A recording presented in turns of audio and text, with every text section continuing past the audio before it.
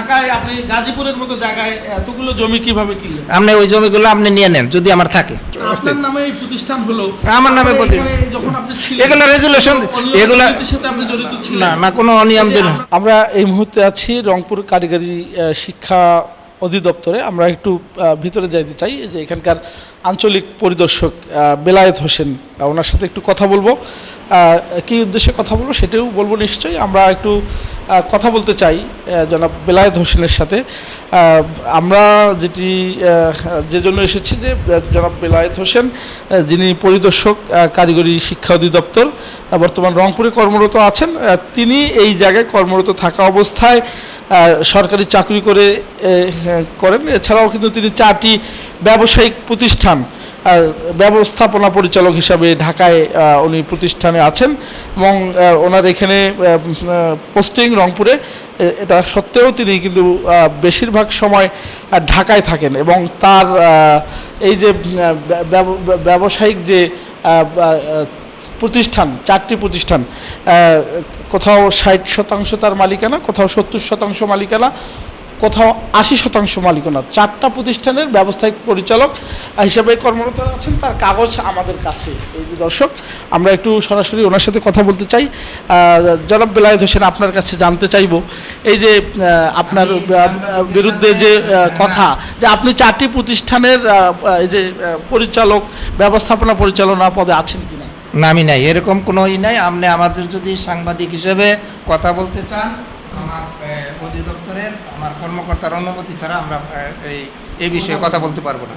কিন্তু এই যে এটা আমরা থাকলে আমার কর্তৃপক্ষের জানার, কর্তৃপক্ষ এই যে আপনার প্রতিষ্ঠানগুলো দেখেন, এই প্রতিষ্ঠানগুলোতে আপনি বিভিন্ন মালিকানায় আছেন এবং ব্যবস্থাপনা পরিচালনা পদে আছেন।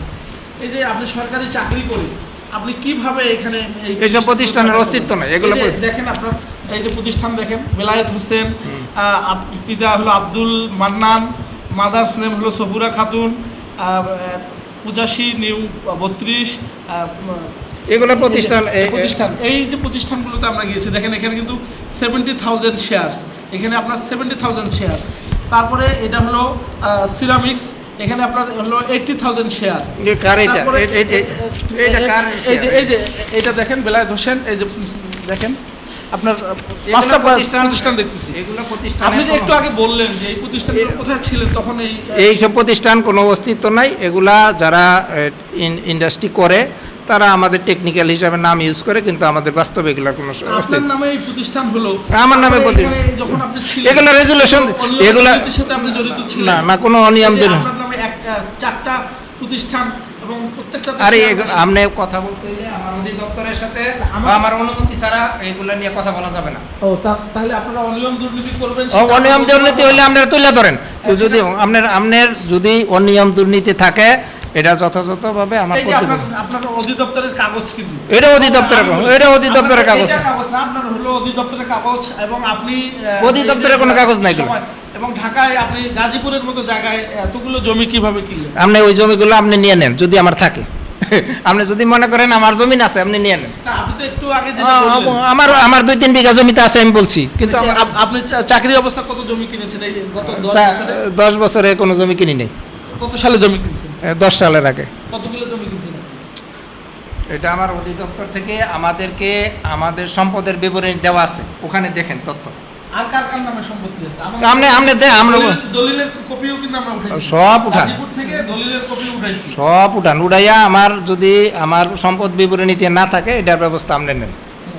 কার নামে করেছেন? স্ত্রীর নামে? আমার ওই স্ত্রীর নামে কোনো সম্পত্তি নেই, নামে কোনো সম্পত্তি নেই। আমার ওয়াইফের নামে মানে 3 কাঠা না 3.5 কাঠা জমি আছে।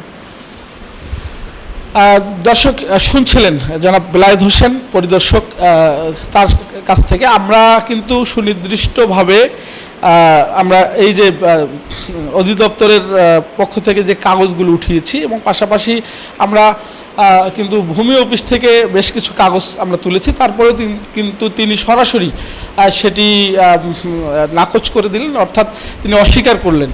তো এই যে এরকম সারা বাংলাদেশে যারা সরকারি পদে, বিভিন্ন পদে চাকরি করেন, কিন্তু নামে বেনামে ব্যবসা প্রতিষ্ঠান খুলে বসে আছেন, এদের বিরুদ্ধে সরকার কী ব্যবস্থা নেবে এটি সাধারণ জনগণ, সাধারণ মানুষ জানতে চায়।